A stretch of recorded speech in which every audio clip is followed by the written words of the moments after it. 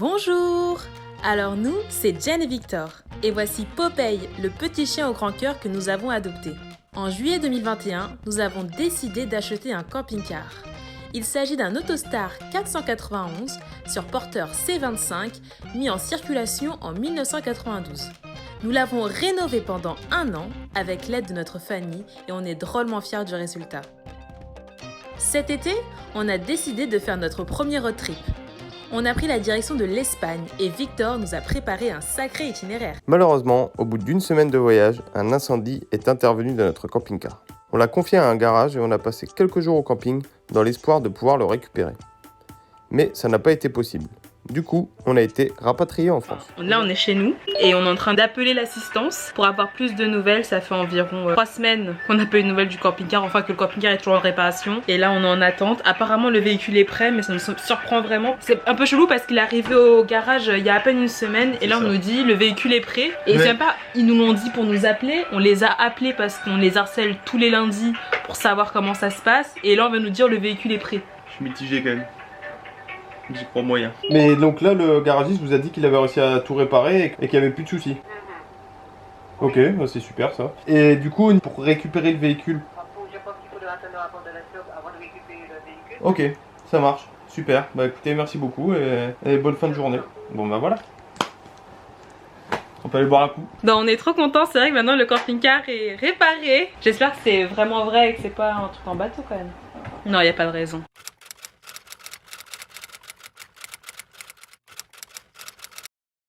Bon voilà, là donc l'expert est passé, il a fait son rapport, comme quoi le véhicule était reroulant, qu'il avait été correctement réparé, donc on va pouvoir réorganiser le voyage jusque l'Espagne pour aller le récupérer. Bon là malheureusement Jen a contracté le Covid il y a 2 jours, donc on est à l'isolement pendant 8 jours. Maintenant on peut attendre, on n'est plus à 10 jours près, et puis maintenant qu'on sait qu'il est réparé, c'est top.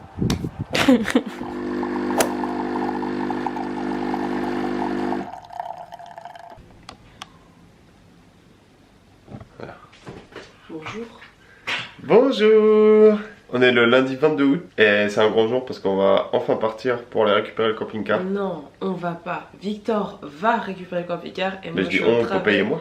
Ouais, d'accord. Donc il est encore en Espagne. On a un long périple. Faut que j'aille récupérer une voiture de location, que l'assistance nous met à disposition, que j'aille déposer Popeye chez mes parents, ensuite que j'aille redéposer la voiture de location à Biarritz, que je prenne un taxi jusque Burgos et de là j'aurai enfin récupéré le camping-car. Ça m'a fatigué cette histoire. T'es pas déjà fatigué pour ça? Si. Bon, on est assez pressé. Enfin, moi je suis assez pressée parce que je commence le travail le matin. Victor, bon courage. Et voilà, mon copilote. Papa, on va faire de la voiture aujourd'hui, t'es content? Alors, je viens de finir la première étape de mon périple. Donc, je suis allé récupérer la voiture de location à Reims. Je suis un peu déçu, je vous avoue, du modèle que j'ai récupéré. C'est la première fois. Pour remonter d'Espagne, on avait eu le droit à une Golf toute neuve. Et là, j'ai le droit à une Twingo sans régulateur de vitesse, sans rien du tout. Donc voilà, un peu dégoûté. Je me dis que les 900 km, ils vont être un petit peu longs.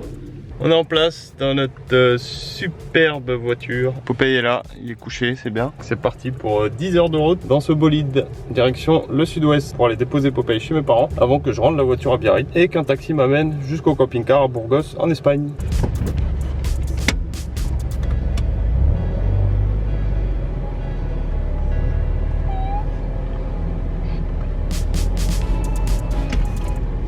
Donc on fait une petite pause avec Popeye, on est presque arrivé. Je m'arrête encore, c'est la 3e fois que je vais devoir faire le plein de la voiture. Parce qu'il y a un réservoir de 30 litres en fait. Donc je sais pas si vous vous rendez compte, mais 30 litres, sachant qu'elle fait 10 litres au 100 sur autoroute, au moins ça me force à faire des pauses parce que toutes les 2 heures je suis obligé de faire le plein. Si on a eu des petits yeux ce matin aussi avec Jen, c'est parce que là on sort de 3 jours de festival. Même Popeye, il est un peu fatigué, hein Popeye? Voilà, on est enfin arrivé après 8 heures de route. Popeye, tu vas pouvoir sortir, il y a la maison juste là-bas. Personne vient m'aider à descendre mes valises. Je suis un peu déçu. Là on va passer une petite soirée en famille, tranquille. Je vais pouvoir boire une petite bière au soleil encore vu qu'il fait encore jour. Et demain c'est reparti pour 3 heures de route direction Biarritz. On se voit demain. Donc c'est la 2e journée. On me voit pas du tout parce qu'il est très tôt. Il fait très noir. C'est la 2e journée du périple qui commence. Je parle pas trop fort vu qu'il est très tôt. Bon, ça va être un petit peu dur de laisser Popeye, mais je sais qu'il va être bien gardé vu qu'il est avec mes parents. Me voilà Biarritz, ça tombe bien parce que je suis vraiment fatigué. Je viens de laver la voiture, je viens de faire le plein, je vais la rendre. Et j'ai mon taxi qui va m'attendre normalement au niveau de l'agence de location. Après la prochaine étape c'est de retrouver le camping-car. Je vous avoue que je suis assez excité. Un peu deg que Jen ne puisse pas être là pour le revoir en même temps que moi. Mais bon voilà, j'ai vraiment hâte de le reconduire et de voir dans quel état il est, surtout pour être assuré. Je viens d'arriver au niveau du garage. Bon, c'est un peu bruyant vu qu'il y a une dépanneuse. Je suis super content parce que j'ai vu mon petit camping-car. Il est là-bas. J'ai enfin récupéré le camping-car. Bon, pour le moment il est bloqué. Je vous montre parce qu'il y a des voitures devant et derrière. Je vais pouvoir regarder vite fait ce qu'ils ont fait. Hop.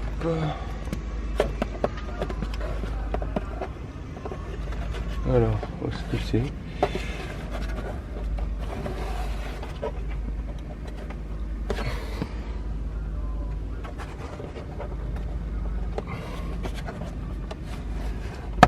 Ah, ok, voilà. Mais attendez. Mais ils ont pas du tout... Ils ont pas du tout réparé en fait. Je comprends pas tout là. Ok, bon écoutez, je vais essayer d'avoir des explications parce que ça me paraît quand même très bizarre. Bon, donc on vient de discuter avec le garagiste pour savoir en fait ce qui s'était réellement passé. Jen a fait la traduction parce qu'il parlait super bien anglais pour le coup, donc c'était pratique. Bon, j'ai dû bouger le camping-car parce que c'était un assez petit garage et il gênait vu qu'il était en plein milieu de la cour. Je me suis garé sur un aire de parking de camping-car qui était à 500 mètres. Je vais pouvoir faire un tour à l'intérieur du véhicule pour voir, parce que je vois que toutes les portes sont ouvertes déjà, donc bon, j'espère qu'il n'y a pas eu trop de casse. Et après je vais vous montrer en détail en fait ce qu'il a fait. Après je pense que je vais pouvoir faire un petit coup de nettoyage vu que je vois qu'il y a encore de la poudre d'extincteur un peu partout. Allez, je vais aller faire le tour. Nous voilà de retour dans le ventre de la bête. Ah, il fait frais. C'est cool. Pas trop de changements. J'ai le lanterneau qui est un peu baissé là, ce coin là.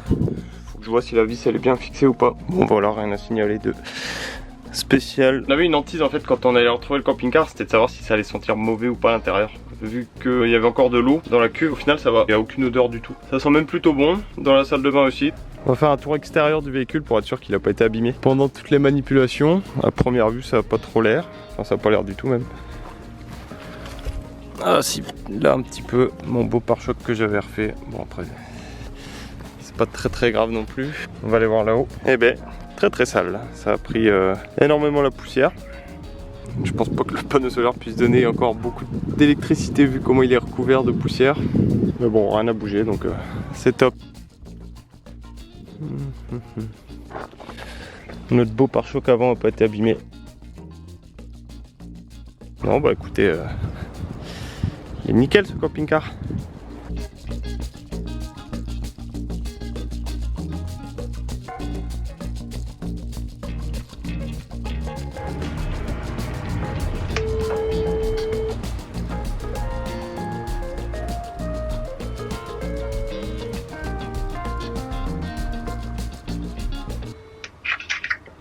Oh! Allô? Allô? Alors quoi? T'es dans le camping-car? Ouais. C'est bon? Hein? C'est bon? Ouais, c'est bon. Vas-y, il a pas pris. Il est propre et tout, il n'y a pas de moisi. Il n'y a pas de moisi, il est propre, ça sent bon. Ouais. Tout ça quoi. Vas-y, montre-moi un peu les fusibles et tout, montre-moi. Les rideaux ils sont tombés de la capucine. Ok, c'est Avec pas la grave. chaleur. Ok, vas-y, montre-moi. Attends, parce que je te filmais. Bah, moi aussi, je te filmais. Attends, viens, on se fait coucou. Coucou! Bah, mais attends, tu montres pas la caméra. Mais montre-moi la caméra. Je me fais coucou à moi-même. Ah! Ah là là. Allez, montre-moi le camping-car. Attends, j'éteins. Alors, je vous ai pas dit, on est en fait dans la commune de Ogna, dans la région de Burgos. Bon là je vais rouler un petit peu pour me rapprocher de la frontière française parce que j'ai pas prévu de passer non plus trop de jours en Espagne. J'ai prévu de rentrer sur 3 jours. Je vais mettre un petit peu en route. J'ai repéré une aire qui a l'air pas trop mal où apparemment il y aurait aussi l'électricité gratuite. On va aller voir. Normalement il y a à peu près 2 heures de route. On va voir ce que ça donne, mais dans tous les cas ça va me rapprocher de la France. Ça faisait tellement longtemps que j'attendais ça. Le préchauffage. De pouvoir le redémarrer et repartir prendre la route, donc vraiment petite balade plaisir pour se réapproprier le camping-car et pour profiter.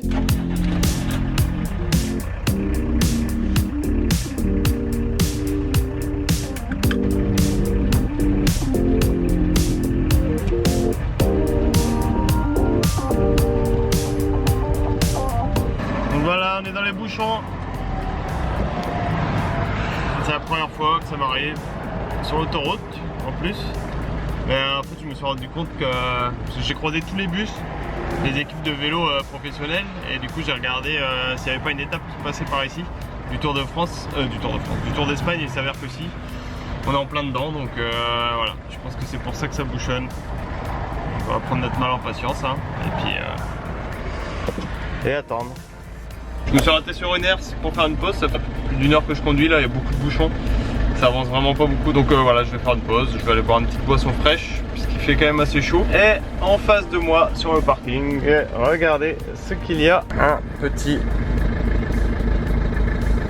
Peugeot J5 qui a l'air d'avoir chaud aussi. Je sais pas si je serais d'une grande aide pour eux. Mes notions de mécanique elles sont vraiment très limitées, donc je vais voir, je vais aller faire ma petite pause et s'ils sont encore là en train de galérer quand je reviens, j'irai leur demander si ça va ou pas. Je suis allé demander, ça va, ils ont pas besoin d'aide et ils vérifient juste leur niveau, tout ça. Tant mieux, ils vont pouvoir reprendre la route et nous aussi. Une fois n'est pas coutume, j'ai changé de programme. Ça fait beaucoup de bruit parce que maintenant, quand je roule et qu'il fait très chaud, maintenant je mets la ventilation. Donc je disais, j'ai changé de programme, je vais pas aller à l'air que j'avais trouvé parce qu'en fait elle m'éloigne trop de mon trajet de chemin retour. J'aurais envie de rentrer quand même assez tôt. Bah là de toute façon je vais pas redémarrer le frigo et compagnie dans le camping-car, donc en soi je dormirai dedans ce soir probablement, parce que je pense pas que je puisse faire toute la route d'un coup vu qu'il me reste encore 4 heures de route, 4 heures, donc on va dire au moins 5 voire 6 avec le camping-car, sachant qu'il est 16 h, ça me fera arriver à 22 h. Je me réserve le droit de tout faire aujourd'hui ou pas, on verra. Puis je m'arrête en fait à plusieurs stations-service, bon déjà pour faire des pauses, pour laisser le camping-car refroidir, et parce que je cherche absolument un extincteur. Je suis pas du tout rassuré de pas en avoir en fait, même si bon je suis pas prévu qu'il y ait le feu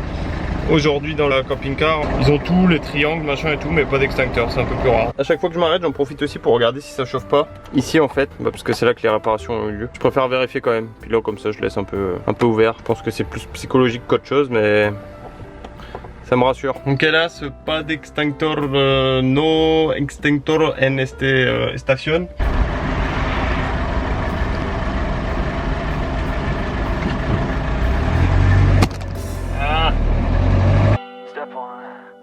Brother gonna rise with the sun. Step 2, get some good, some food in you. Step 3, think real hard about what you wanna be.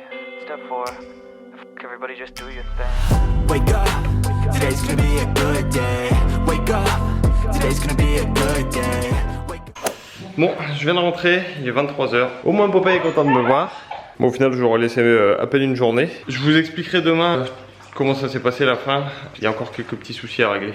J'ai pas trop apprécié la fin de la conduite d'aujourd'hui. Voilà. Bonjour, alors voilà, je suis de retour dans le camping-car. J'avais besoin de dormir de toute façon, j'avais passé beaucoup de temps sur la route les 2 jours d'avant. Je vais pouvoir vous expliquer comment s'est passé la fin de mon voyage hier. Le problème en fait il est loin d'être réglé. Donc hier soir, quand il me restait à peu près une centaine de kilomètres à faire, je devais traverser la forêt landaise. Et bon, malheureusement le camping-car, ses phares ils éclairent pas très bien. Même en feu de route c'est pas la folie quoi. Bon, on s'est dit qu'il fallait qu'on évite de rouler la nuit avec, mais là j'avais vraiment pas envie de m'arrêter en fait. Je voulais vraiment rentrer à la maison sachant que j'étais plus ou moins à côté. C'est un peu une imprudence je sais, mais je le referai pas. Donc au moment où j'arrive dans la forêt, première chose que je vois déjà sur le bas côté, je vois des biches. Donc ça c'est le truc qui me fait paniquer à chaque fois. Dès que je vois des biches, je me dis ouais ok bon bah s'il y en a là, ça veut dire qu'il y en a partout. Et là malheureusement je les ai vus dès le début de mon trajet. Donc bon, comme ça au moins après j'étais sur le qui-vive pendant tout le reste du trajet. Donc ça c'était la première chose. Ensuite donc je roule. Tout se passe bien avec le camping-car, sauf à un moment où je me retrouve dans le noir. Dans le noir complet. Enfin en gros les phares s'éteignent. Ça a duré l'espace d'une seconde.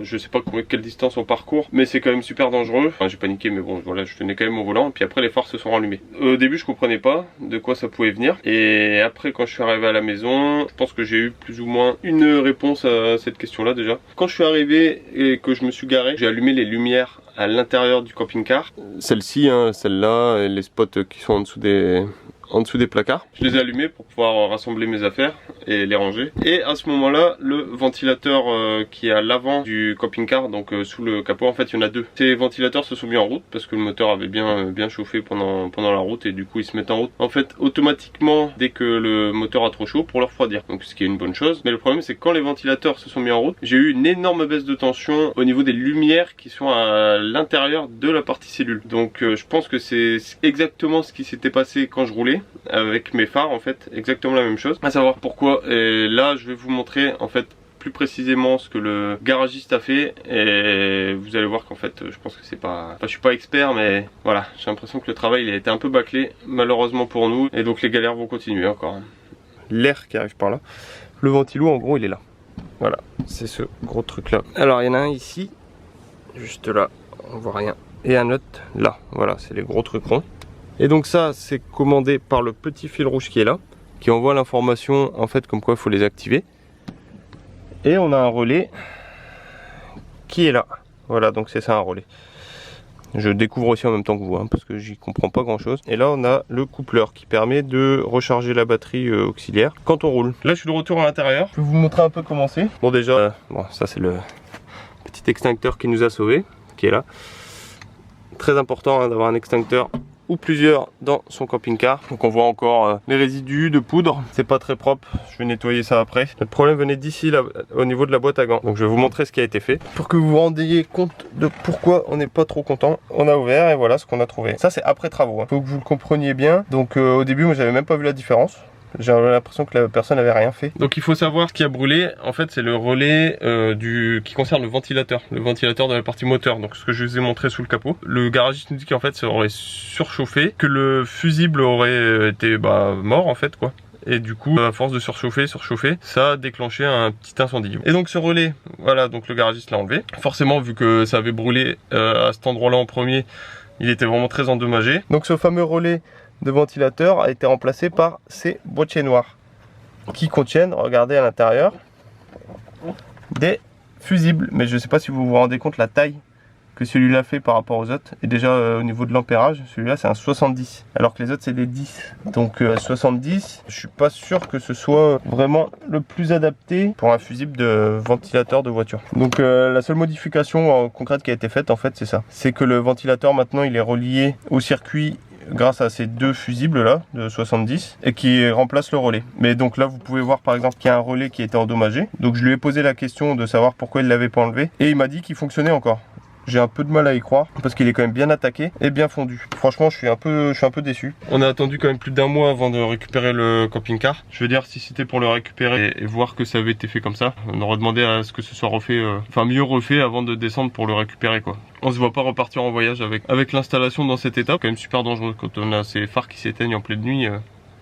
Ceux qui ont des vieux camping-cars, est-ce que vous avez déjà eu ce genre de problème au niveau de votre fossé électrique? J'ai regardé sur des forums que ça pouvait arriver sur les C25, J5 et vieux Fiat Ducato. Comment vous avez fait pour résoudre ce problème? Sinon dites-nous ce que vous pensez de l'installation qui a été faite quoi. Si on s'est un peu moqué de nous ou pas. J'ai quand même réussi à rentrer en France avec le camping-car. Et donc là où on connaît pas mal de garagistes dans le coin qui, si on leur explique bien le problème, feront les choses, je pense, proprement et beaucoup mieux quoi, tout simplement. Je vais appeler l'assurance pour leur expliquer, leur dire que je suis pas du tout content. Et là, ce que je comprends pas aussi, c'est que l'expert est passé et il a considéré que ce qui avait été fait, c'est aux normes et qu'il n'y a aucun danger avec. Donc j'aimerais bien voir le papier qui me le prouve quoi, sur lequel il marque que ça a été fait correctement et qu'il n'y a aucun danger. Que moi, je lui réponde que mes phares se sont éteints en pleine nuit suite à ça et que du coup, il y a quand même un petit danger. Ce qui devait être fait quand le premier expert est passé, c'était changer tout ça. Parce que c'est pour ça qu'il avait estimé à 3000 € le budget pour les réparations. Et que le premier garage pouvait pas le faire parce qu'il disait que ça allait prendre trop de temps pour lui et qu'il avait déjà trop de boulot. Quand il a été transféré dans le deuxième garage et qu'à ce moment-là, en 3-4 jours, ça a été réglé, maintenant on comprend pourquoi en fait. Oui bonjour, je vous appelle par rapport à un suivi de sinistre. J'ai donc expliqué la situation que je vous ai décrite à mon assurance. Il n'avait pas le détail des réparations qui ont été effectuées sur le camping-car en Espagne. On m'a indiqué que je devrais trouver un établissement en France